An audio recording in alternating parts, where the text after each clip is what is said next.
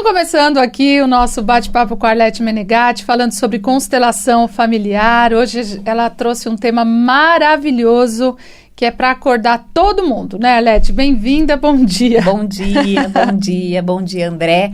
Que bom estar aqui de novo. Vamos acordar. Facilitar a vida das pessoas, tirar um pouco desse peso, desse sofrimento.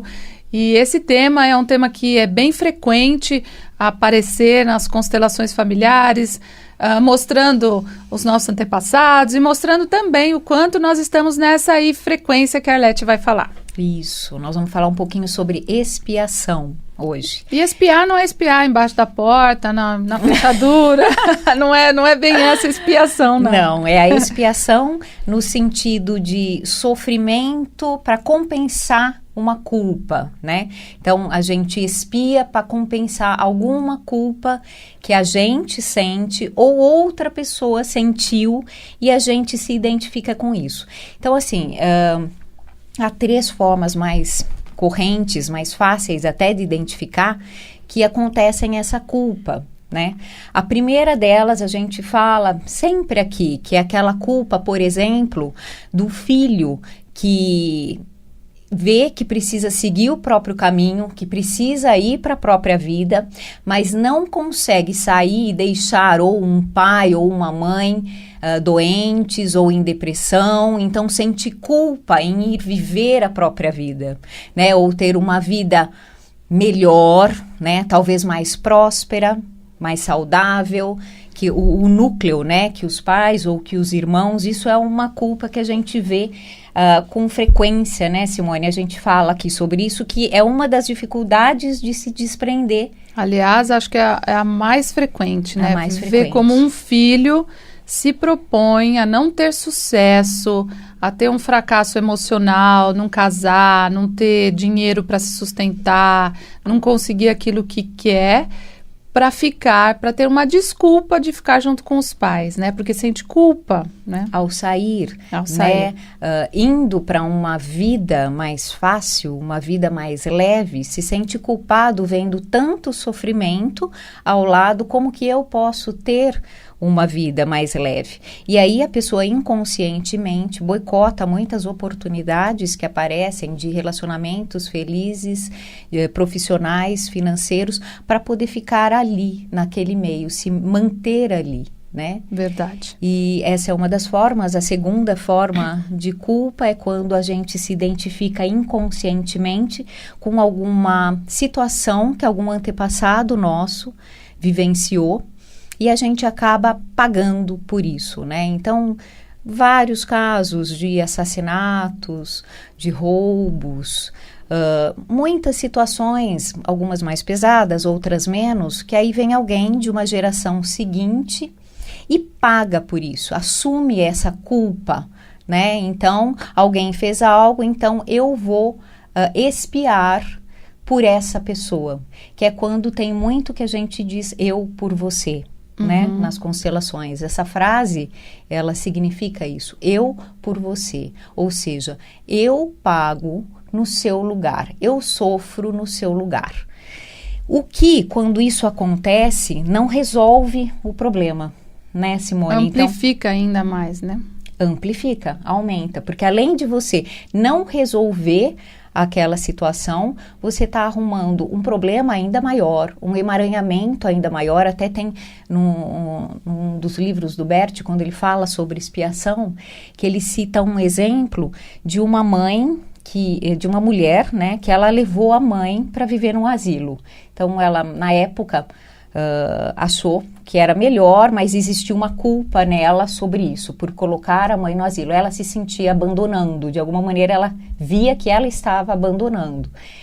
E nessa mesma semana, a filha, uma das filhas dela, começou a se vestir de preto, deixou de comer, entrou numa anorexia e começou a visitar um asilo 2 vezes por semana para cuidar de idosos.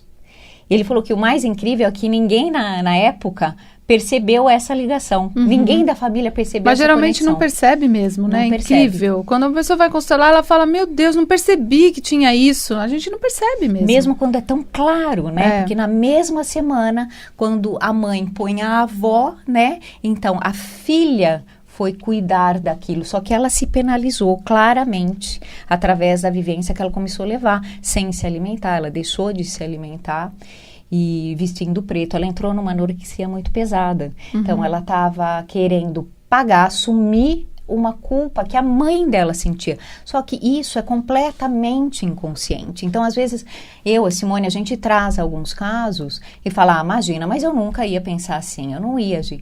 Mas é inconsciente, gente. Ninguém faz isso propositalmente. Lógico, né? que não. Não faz, é uma coisa que é inconsciente. Tanto que ninguém percebeu, nem que estava à volta dela, né? Existem determinados cenários num sistema familiar que se repetem. Então, quando a gente olha para esses cenários e, por exemplo, um filho, né, que o que veio antes, o irmão dele que veio antes foi abortado. E daí esse irmão cresce e quer ter filhos e, de repente, não consegue ter filhos. Né? Ou então não consegue ir para a vida, porque como se um irmão morreu antes, foi abortado ou até sobreviveu, viveu 1 ano, viveu 2 anos e não sobreviveu, como eu posso ir para a vida?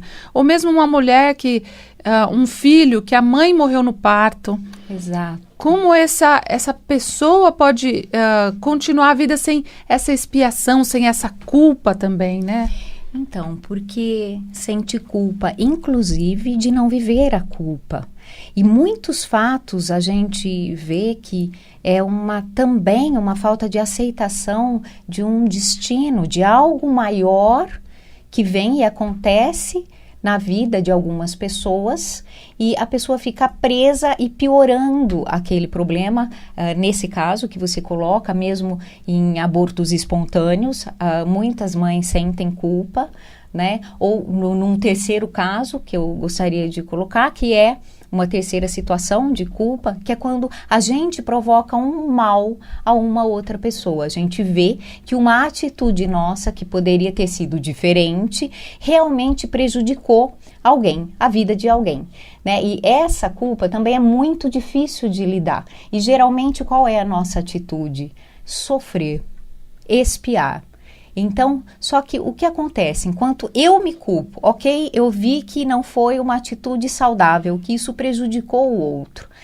Mas até que ponto vai ajudar eu ficar sofrendo, eu ficar me punindo? E quando a gente está falando dessa expiação, em todos os casos, muitas vezes vem casos de doenças sérias, de suicídios, né? Só que o quanto eu ficar fazendo isso não resolve o que foi feito. Então, a partir do momento que eu percebo essa atitude que eu tive, se eu fico só no meu sofrimento expiando, eu estou deixando de olhar para aquela pessoa. Percebe que eu ficar aqui me culpando, enquanto eu não olho se eu fiz algo que não foi bom e saudável para ela, enquanto eu fico aqui me martirizando, eu não estou olhando para ela, eu não estou olhando para essa dor, para o que causou. Então, é como se o sofrimento bastasse, né? Sem nenhuma ação, nenhum trabalho a respeito disso que foi visto. Então, enquanto que se eu realmente olho para isso, olho nos olhos dela, eu consigo olhar para essa pessoa e de verdade eu dizer, eu sinto muito pelo que houve, né? E agora eu faço coisas ou em relação a ela ou outras situações que eu posso fazer e eu faço isso em homenagem a ela, em função do que aconteceu, honrando a ela no momento em que eu deixei de honrar. Por exemplo, nesse caso que eu citei agora dessa cliente do Bert Hellinger, como essa moça poderia fazer até isso, mas de uma maneira saudável, né? Então, ela pode canalizar o que a gente pode fazer. Em vez de uma compensação pelo sofrimento, que é a expiação, é uma compensação pelo bem. Ou seja, usar toda essa energia e esse sentimento, essa dor que a culpa traz, e canalizar de uma maneira positiva e fazer algo a respeito disso, sempre honrando aquela pessoa ou aquela situação. Então eu faço isso em homenagem a você, né? E numa visão maior, até os nossos erros, eles são benéficos para nós e para os outros, porque até os nossos erros estão a serviço da vida, para um crescimento. Então, quando a gente erra com alguém, aquela pessoa também tem uma parte nisso. Mas isso não exime a nossa parte. Então, a gente fica com a nossa parte nesse erro. E existe uma frase muito importante que é difícil de falar. Mas quando a gente percebe que a gente errou, a gente olhar para a pessoa e dizer, eu me arrependi. Exatamente. Mas o nosso orgulho da gente dizer isso pra gente mesmo, porque a gente sofre e espia, porque a gente se sente arrependido, mas a gente não tem coragem de ligar pra pessoa, ou de falar com a pessoa e de dizer, olha, eu me arrependi, eu sinto muito.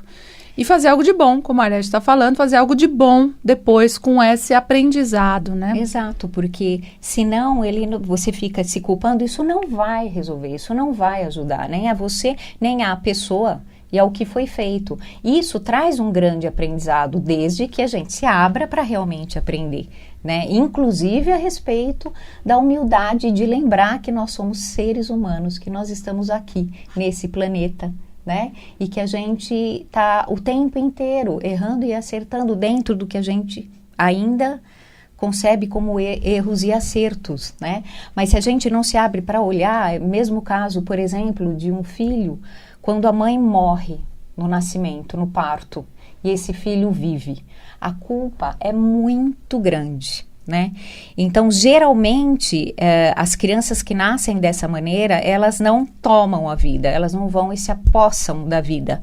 Elas olham sempre para a morte. Por quê? Porque elas acham que a mãe morreu por culpa delas.